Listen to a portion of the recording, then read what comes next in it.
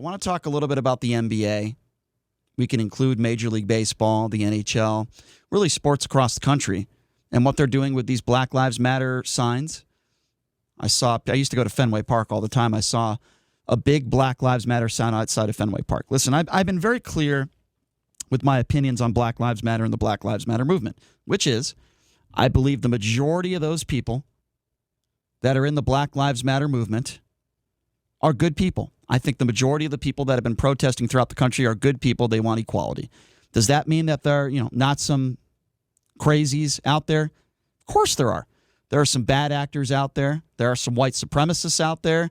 There are some people out there that are, obviously they're looting, they're rioting, they're setting things on fire, they're mistreating police. No question. Are there some extremists out there? Absolutely. I would never suggest there wasn't. The proof is in the pudding. But when you look at the majority of these protesters, they're not bad people. They want equality. They've had enough. And they want law enforcement to treat people who are black and minorities with the respect that they deserve. So with that being said, these Black Lives Matter signs, you could see them at center court of NBA basketball games. You see the back of a basketball jersey. They've got these names. Some say equality. All sorts of different messaging. We see Major League Baseball. We see Black Lives Matter, in the dugout. We see Black Lives Matter, where the pitchers are throwing pitches. We see a lot of Major League Baseball players, the majority of them, taking a knee. We see it everywhere. It's happening everywhere. It's happening in sports all over. And my personal opinion is this. I think having Black Lives Matter signs everywhere is a little over the top, but I also think that kneeling, I don't see a problem with that so long as the owners don't have a problem with it, the ones that are writing your checks. I don't see any issue with that at all.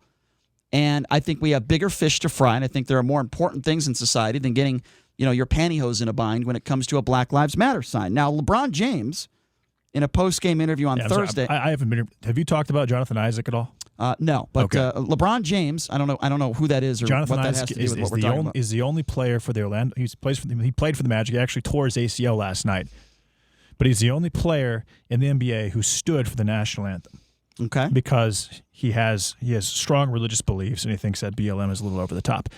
Within 2 days of that taking place, his jersey sales are number 2 in the entire NBA, right behind LeBron James. Jonathan Isaac averages about 8 points a game. He's a third-year player. He's a good defensive player, but he's not exactly a fan favorite. Well, now he is. That shows you where America's head really is at with what's going on with Black Lives Matter and all these other social justice programs that are being integrated into sports. So because a player's jersey is selling, you think everybody's against Black Lives Matter? Yeah. Is that what your correlation is? No, this guy's jersey did not sell at all prior to this taking place. But within 2 days of him standing up for the national anthem and explaining himself very thoroughly as to why he did it, people are now buying his jersey. Okay, well, I wouldn't buy it. So there's a correlation there. I wouldn't buy it. Obviously, people are very supportive of him not being afraid. And he's African American. He's a 7-foot African American. Went to Florida State, but people are saying, well, he is not afraid to stand up for what he believes in, and they are, they're following him and supporting him and respecting him for that by purchasing his jersey, and he's number 2 right behind LeBron James. Okay, very interesting thing that took place, and I don't know if you just that's why I brought it up. I haven't seen that story. Obviously, he is in the minority. Everyone in the NBA is kneeling during the national anthem. Everyone is having the names on the back of their jerseys. There are Black Lives Matter signs everywhere. In fact, there are coaches, just about all the coaches that have been on the record supporting what these players are doing. So he is in the minority, and I wouldn't say he's a hero for standing up during the national anthem. I wouldn't praise him for standing up during the national anthem. In fact, I would do the opposite and praise players for doing what they think is right and bringing attention to an issue. Now, that's not enough. I think they need to do more, and I think a lot of the players are doing more. But LeBron James was asked about the kneeling and about the Black Lives Matter phenomena, I guess you could say, that's going on. And after the game on Thursday, he did praise Colin Kaepernick. Some people are giving him a little slack for that. Have a listen to this. I hope we made Cap proud. I hope we continue to make Cap proud. Every single day. I hope I make him proud on how I live my life, not only, out on the basketball floor, but off the floor. I've been one to always speak out about things that I feel like that's unjust, or I always, if I'm educated on things, I always, go about it that way. Okay, so here's my problem with LeBron James. always speak out on things that are unjust. You only speak out on things that are unjust when it comes to African Americans. You didn't speak out when we had remarks of anti-Semitism. I didn't hear you speak out when it came to that. Listen, I believe that LeBron James' heart is in the right place. Sure. But I wish that he would speak out on other issues, not just the Black Lives Matter movement. I don't have a problem. Nor did he speak out. Actually, he spoke out against those in Hong Kong protesting against China. And what's happening in China right now, it's not just in Hong Kong, but there's a group of people called the Uyghurs that are being put in concentration camps. And there was a shipment of human hair found 3 weeks ago off a ship. It was 1.8 tons of human hair, street value $800,000, that had been taken off of people that have been put into those concentration camps in China. And LeBron James, not even Adam Silver, no one is speaking out against the horrific atrocities that are taking place to the Uyghurs in China. So it does make LeBron James look like a major hypocrite under those circumstances. So here's what Charles Barkley had to say. These are Charles Barkley's thoughts on after every player, for the most part, except for maybe one or two, but after just about every player is taking a knee on opening night, at least for the NBA restart of the season. Here's what Charles Barkley had to say. And my thing is, listen, the national anthem means different things to different people.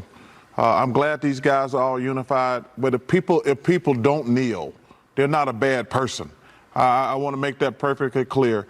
I'm glad they had unity, but if we have a guy who doesn't want to kneel because the anthem means something to him, he should not be vilified. I agree with Charles Barkley. I don't think anybody should be vilified. I think it should be a choice.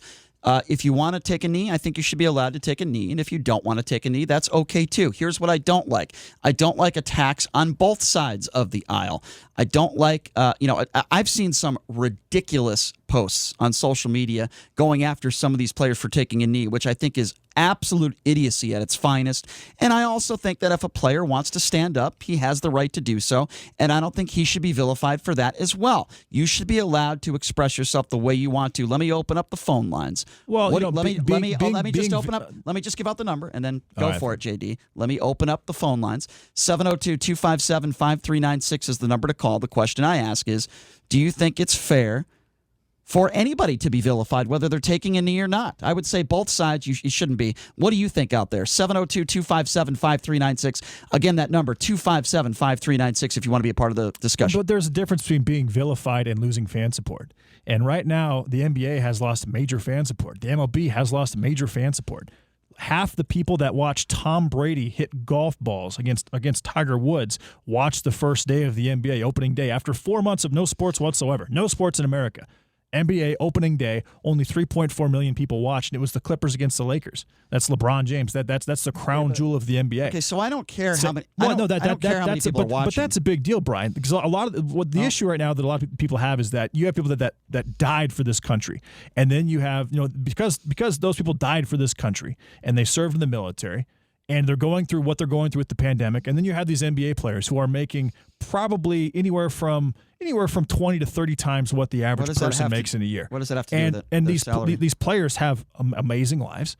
They have all the money they need. They're not kneeling for themselves. They're kneeling for others. The point is, Brian, people think that they are basically spoiled. Well, people are stupid. And they're very unappreciative of those. Well, no, when you said that the American flag. No, they're kneeling because they're saying the American flag. And Colin Kaepernick said this on the 4th of July. Has nothing to do with the American flag. Yes, it does. No, it doesn't. You don't even understand why they're kneeling. Of course, Brian, you don't understand why they're kneeling. No, you don't understand. No, you don't, Brian. It has nothing. No, you don't. Why don't you listen to the players instead of forming your own opinions? I'm listening to everybody, Brian. Colin Kaepernick. Name me one player. You mentioned specifically LeBron James. Okay. LeBron James said that he wanted to make Cap proud. Let me know when you're done. Kaepernick on the right-wing filibuster, right, Brian? So anytime I have an opinion, it's a right-wing filibuster. Let me know when you're done great, so I can respond. Fantastic. Let me know when you're I done. don't say what you say, even though I disagree with a lot of it. I don't say it's a left-wing filibuster, Brian. I don't downplay everything you say. I'm saying what the players are saying. You don't want to listen to the players, and you want to listen to the president. On the 4th of July, basically called the American flag a symbol of white supremacy and oppression. That's the issue. That's the message that the American people are getting right now, Brian. No, why did LeBron James say making Cap proud? That's what he's talking about. Okay, so he's talking about making Kaepernick proud for kneeling for because what they're doing is they're saying that the American flag is a symbol of what of horrible things. Okay, idiotic. What you're saying is not factual. How is that idiotic at all, Brian? There's nothing idiotic about that at all. So let me respond why I think what you're saying is idiotic. 99%. In fact, I'll go with 99% of the players. I'm talking Major League Baseball, NBA, all the players that have decided to take a knee have all said the same thing, which is this. This has nothing to do with insulting the men and women in uniform, and it has nothing to do with the American flag.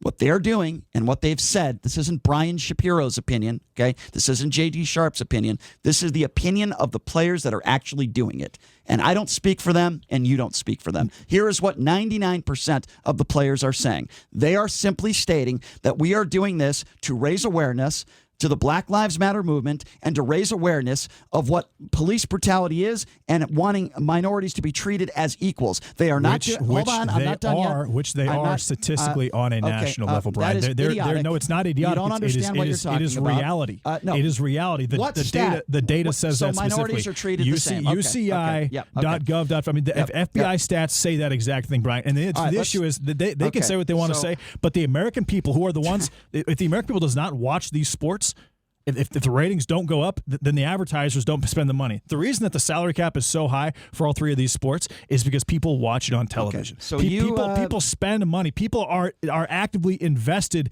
in these athletes participating in these sports, and that allows them to live these very lavish lives, Brian. But if all that goes away, everything else goes away with it. And so what really matters is the fan support and how the fans, how the citizens of the United States of America that aren't athletes are taking this, and they're taking it as disrespect of them disrespecting the American flag. That's how they're taking it. They can say what they want to say, and a lot of them think that Black Lives Matter represents a lot of very negative things because of the Marxism comments and what's happened with looting and rioting and protesting, et cetera, et cetera.